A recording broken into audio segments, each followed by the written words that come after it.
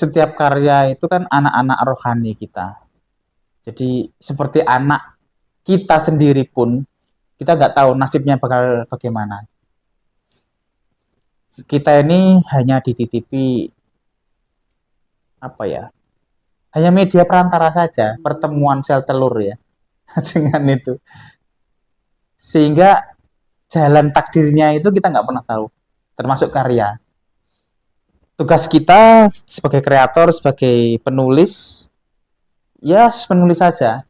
Yang mencipta lagu, ya menciptakan lagu saja. Nggak akan pernah tahu akan kapan boomingnya. Gitu.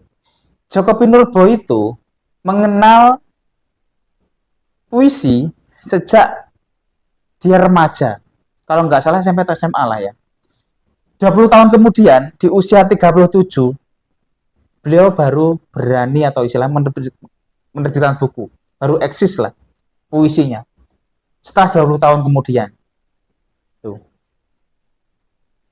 Jadi, puisi-puisinya yang sebelumnya nggak tahu apakah hanya dipendam di bawah bantal atau gimana, saya nggak tahu. Tapi yang jelas menulis pasti. Sejak dia mengenal atau menyukai puisi. Jelala kok memang boomingnya di usia senja. Ya kan? Joko Pinurbo, Mbah Surip, di akhir-akhir hayatnya.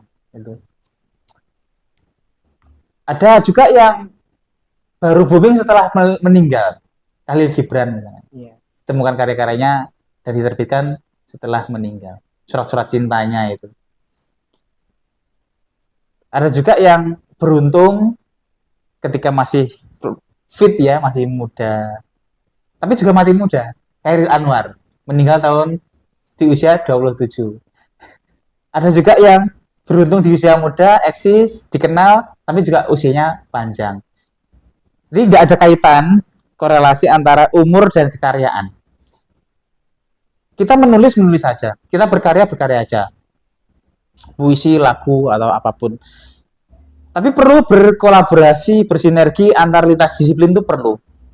Misalnya lagunya Jason Ranti itu booming juga ketika dia merespon puisi-puisinya Sapardi, ya kan?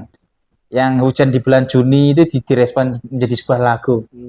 Ternyata ya berkesan juga buat para penikmat musik. Akhirnya para penikmat musik ini juga suka karyanya Sapardi, karya-karya pencinta puisi sastra pun tahu akhirnya kepada lagu-lagu folk bikinan orang-orang indie ini, salah satunya Jason Ranti. Ya, itulah yang belum terjadi. Kalau di Jogja banyak kan, misalkan Sujowo Tejo kolaborasi sama, pernah tuh video klipnya sama Chandra Malik juga itu yang Endang Sukamti, ya kan, kalau dicari itu ada wayang, musik dan sastra juga ini Chandra Malik seperti itu. Jadi sesama saling memunculkan gitu loh. Lah Madiun ini harusnya sekarang saatnya. Karena nggak ada yang namanya persaingan sana jualan musik, kita jualan sastra, terus rebutan penikmat tuh nggak ada. Yang ada itu saling menguatkan. Tuh. Jadi nggak usah pilih-pilih teman, saya pikir. Dalam arti orang musik hanya pilih teman orang musik.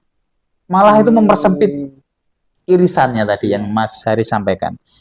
Justru saya amati Salihara itu jadi besar ya karena beragam.